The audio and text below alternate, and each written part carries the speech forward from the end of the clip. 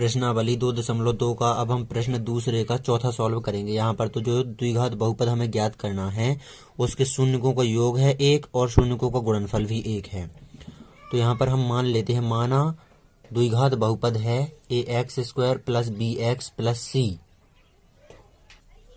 तो यहाँ पर हमने द्विघात बहुपद तो मान लिया। अब हमें यहाँ पर शून्यकों का योगफल तथा शून्यकों का गुणनफल का फॉर्मूला भी पता होना चाहिए। तो शून्यकों का योगफल का फॉर्मूला होता है -b/a और शून्यकों का गुणनफल का फॉर्मूला होता है c/a। जो अल्फा और बीटा हैं ये शून्यक हैं, तो अल्फा प्लस बीटा यानी कि शून्यकों का योगफल, अल्फा इंटू बीटा यानी शून्यकों का गुणनफल। तो शून्यकों का योगफल का फॉर्मूला -b/a लिख लेना है हमें, और शून्यकों का गुणनफल का फॉर्मूला c/a हमें लिख लेना है, क्योंकि यहाँ पर इन दोनों फॉर्मूलों का ही यूज होना है। तो ये हमने फॉर्मूले लिख लिए। अब शून्यकों का योगफल जो दिया हुआ है 1, तो शून्यकों के योगफल के फॉर्मूले के सामने हमें लिख देना है 1, और शून्यकों का गुणनफल भी दिया हुआ है 1। तो चूंकि यहाँ पर शून्यकों का योग तथा गुणनफल क्रमशः 1 और 1 यहाँ पर दिया गया है, तो शून्यकों का योगफल भी 1 होगा और गुणनफल भी 1 होगा। तो शून्यकों को योगफल वाले फॉर्मूले के सामने हमने 1 लिख दिया और शून्यकों के गुणनफल वाले फॉर्मूले के सामने भी हम 1 लिख देंगे। अब यहाँ पर b के साथ में ये माइनस लगा हुआ है, तो हम 1 में भी ये माइनस लगा देंगे। अब यहाँ पर चूंकि हमें जो द्विघात बहुपद हमने माना है इसको हम समीकरण 1 नाम दे देते हैं। यहाँ पर इस समीकरण 1 में हमें b का मान, a का मान और c के मान, यहाँ पर a, b और c की जगह पर a, b और c के मान रखना है, तो हमारा द्विघात बहुपद आ जाएगा। तो उसके लिए हमें a, b और c के मान यहाँ पर लिखना पड़ेंगे, निकालना पड़ेंगे। तो यहाँ पर b बराबर तो -1 आ गया और c बराबर 1 आ गया, लेकिन a बराबर नहीं आया है, कुछ a बराबर कुछ नहीं है यहाँ पर।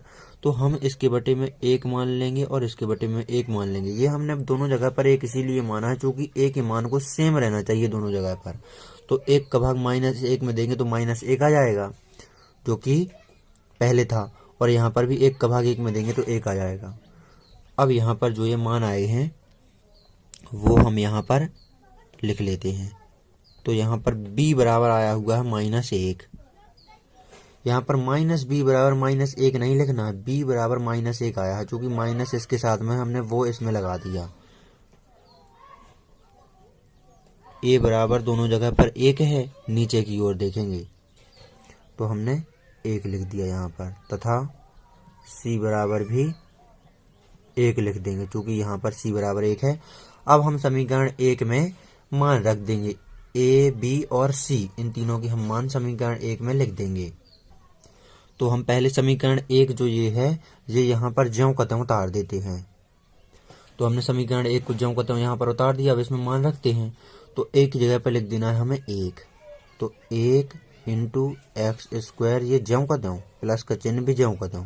b की जगह पर लिख देना है हमें -1 और इंटू में x, प्लस का चिन्ह लगा करके c की जगह पर लिख देना है हमें 1। जो मान है वही लिख देना है यहाँ पर हमें, तो हमारा द्विघात बहुपद आ जाएगा। अब x² का गुणा 1 में करेंगे तो x² और -1 जो माइनस है इसका गुणा प्लस में होगा तो माइनस आएगा, और 1 का गुणा x में होगा तो x आएगा, और प्लस का 1 ये ज्यों का त्यों। तो ये आ गया हमारा द्विघात बहुपद। अतः द्विघात बहुपद x² - x प्लस 1 है। तो ये रहा हमारा आंसर। तो नोट कर लीजिए आप इस प्रश्न को अच्छी तरह से।